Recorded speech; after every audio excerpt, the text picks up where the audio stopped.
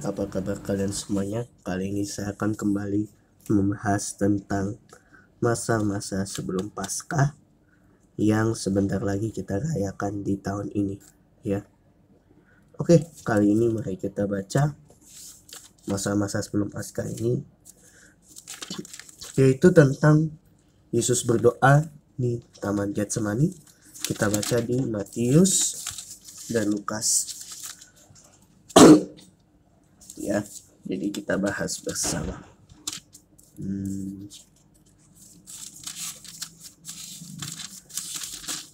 Kita bahas di Matius 26 ayat 36 sampai 46 dan Lukas 22 ya.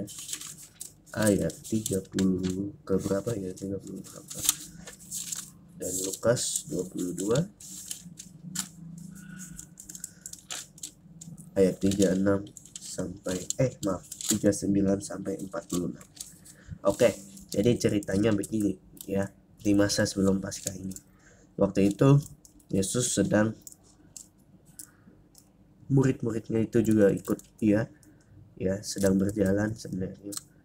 Jadi begini, Yesus sedang berjalan bersama para murid-muridnya ya, dan di sana mereka akan pergi ke satu tempat yang disebut Taman Getsemani atau di Bukit Zaitun ya. Dan waktu itu juga Yesus hanya mengajak 3 orang muridnya saja. Siapa sih mereka? Yang pertama adalah Zebedeus bersaudara alias Yohanes dan Yakobus ya. Juga seorang nelayan yaitu Simon Petrus ya, mantan nelayan yang menjadi penjala manusia itu ya, yang akan sebenarnya sih ya. Jadi Petrus, Yohanes, dan Yakobus, mereka bertiga pergi ke satu tempat bersama-sama dengan Yesus, dan Yesus berdoa begini ya. Dia maju sedikit ke depan, tetapi dia juga pastinya merasakan sedih karena rasanya ingin mati, karena memang bentar lagi Yesus juga mau mati ya. Dan dia bilang, tetap di sini dan jaga-jagalah bersama dengan aku. Lalu dia maju sedikit dan sujud berdoa. Doanya kira-kira seperti ini yang Yesus lakukan. Ya Bapa, jikalau sekiranya mungkin, biarlah cawan ini lalu daripadaku, tetapi janganlah seperti yang kau kehendaki, melainkan seperti yang kau kehendaki ya. Jadi intinya, Tuhan, kalau bisa Tuhan lepaskanlah aku dari penderitaan ini. Itu sebenarnya artinya gini, Tuhan lepaskanlah aku dari penderitaan ini, tetapi bukan kehendak aku yang terjadi, tetapi kehendak Bapa yang terjadi gitu. Tapi kalau di Lukas ada beberapa keajaiban di mana malaikat memberikan kekuatan kepadanya, dan Yesus sangat sungguh-sungguh berdoa. Bahkan peluhnya itu, keringatnya itu menjadi keringat darah yang bertetes ke tanah ya. Dan setelah doa ya, setelah dia berdoa dan mengalami keajaiban di mana Yesus dikuatkan dan sebagainya, Yesus kembali melihat murid-muridnya, dan apa yang dilakukan murid-muridnya? Ada 5 huruf tapi sering kita lakukan. Tidur ya, karena mereka ngantuk ya. Terus Yesus bilang kepada Petrus, tidakkah kamu sanggup berjaga-jaga 1 jam saja dengan aku? Berdoalah dan berjaga-jagalah ya, berjaga-jagalah dan berdoa, sebab roh memang penurut tetapi daging lemah ya. Tetapi kenapa sih kita harus berdoa? Supaya ya nggak jatuh dalam pencobaan. Jadi Yesus bilangnya, berjaga-jagalah dan berdoalah supaya kamu jangan jatuh ke dalam pencobaan, sebab roh memang penurut tetapi daging lemah ya. Setelah itu Yesus berdoa kedua kali dan isi doanya sama.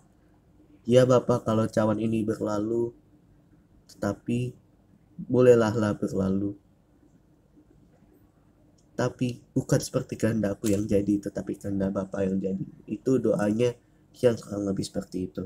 Setelah itu dia balik lagi, mereka masih tidur, ya, tertidur sebab mereka sudah ngantuk berat, ya, mereka sudah ngantuk berat.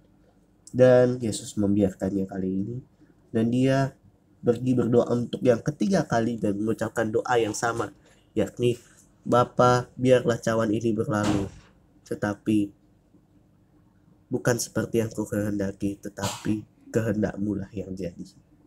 Dan setelah itu berdoa untuk ketiga kalinya, Yesus bilang kepada mereka, tidurlah sekarang dan istirahatlah. Sekarang saya lihatlah Anak Manusia akan diserahkan ke tangan orang berdosa. Bangunlah, marilah kita pergi. Dia yang menyerahkan aku sudah dekat. Nah, kira-kira seperti itu ceritanya. Tetapi bagaimana dengan kelanjutannya? Itu kita bahas besok kelanjutannya. Tetapi sebelumnya saya ingin menyampaikan beberapa pesan, ya, dari pelajaran kita hari ini. Yakni yang pertama, kita tetap berdoa pada Tuhan, meminta apapun. Kita harus juga mengingat, mengetahui bahwa Tuhan punya kehendak sendiri, ya. Kita harus juga tetap berdoa seperti ini. Boleh berdoa apapun dan bilang, tetapi biarlah kehendak-Mu yang jadi, bukan kehendakku. Yang kurang lebih intinya, ya, kita serahkan sesuai kehendak Tuhan aja, biar Tuhan yang urusin, ya, gitu aja. Sekarang besok saya akan bahas di hari Kamis apa yang terjadi selanjutnya, dan ini sebelum momen kematian Yesus. Oke, sampai jumpa besok. Tuhan memberkati kita semuanya. Sampai jumpa. Bye bye.